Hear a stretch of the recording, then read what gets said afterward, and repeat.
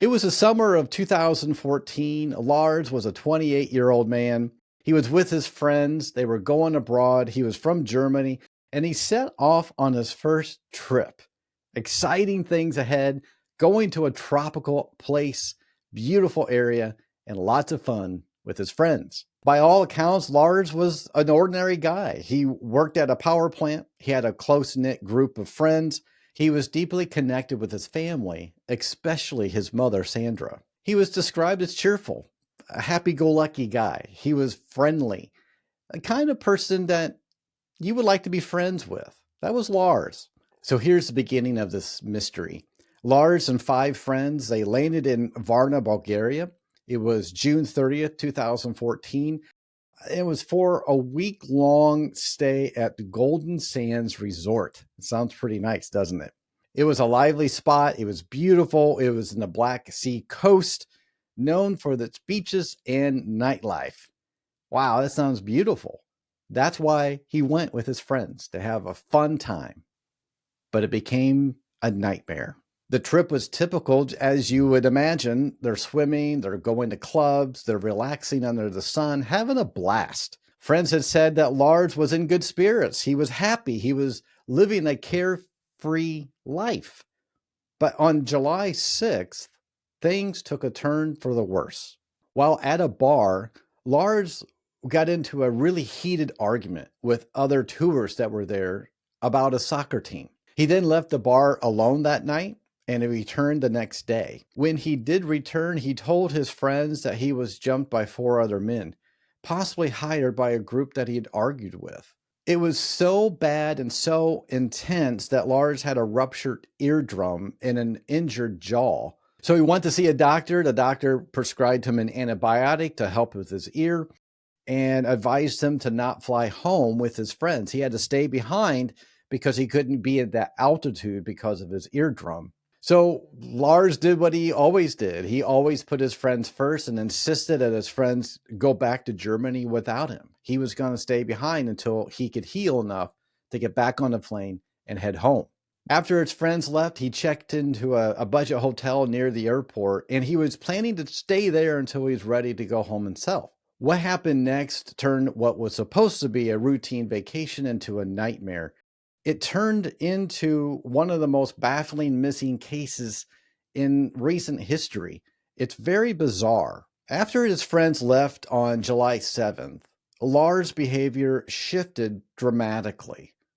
Alone in Bulgaria, he started acting paranoid. He called his mom, Sandra, whispering that he felt unsafe, claiming that people were going to kill him and rob him. He even asked his mom to cancel all of his credit cards. Footage from the hotel captured Lars pacing back and forth, peeking out the window, and even hiding in the elevator for an extended period of time. And then on July 8th, Lars arrived at the airport ready to fly home. He texted his mom that he was on his way, and at the airport, he visited the medical office to get cleared for flying. The doctor noted that Lars seemed nervous but was coherent, and then something bizarre happened. A construction worker entered the medical office, likely for routine maintenance.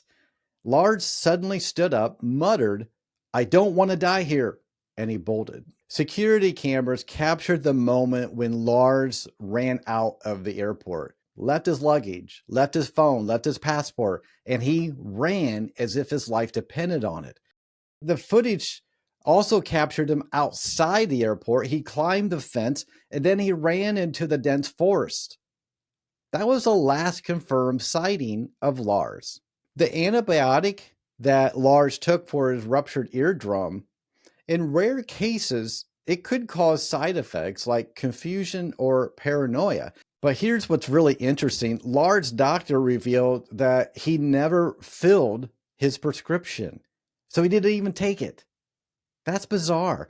So we have to rule out medication as a possible trigger for his paranoia. So here's another interesting detail of this case. A German truck driver claimed in 2019 to have picked up a hitchhiker resembling Lars in Brandenburg, Germany. But police follow-ups led nowhere. They searched. didn't bring up anything. But very interesting that this German truck driver identified Lars in 2019. The area around the airport back in Bulgaria, it was dense with woods, caves, and a coastline, but it was searched extensively. Dogs, drones, lots of people, they searched, and no trace of Lars was ever found. What makes Lars' case so unsettling here is the sheer inexplicability of his actions. It was bizarre behavior. His friends didn't report any of that before. This wasn't a man with a history of mental illness or struggles or even erratic behavior.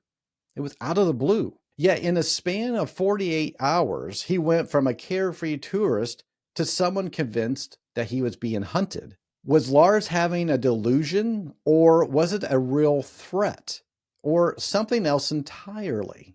As a licensed professional counselor, I find Lars' case fascinating because it raises questions about how quickly a mind can unravel under stress.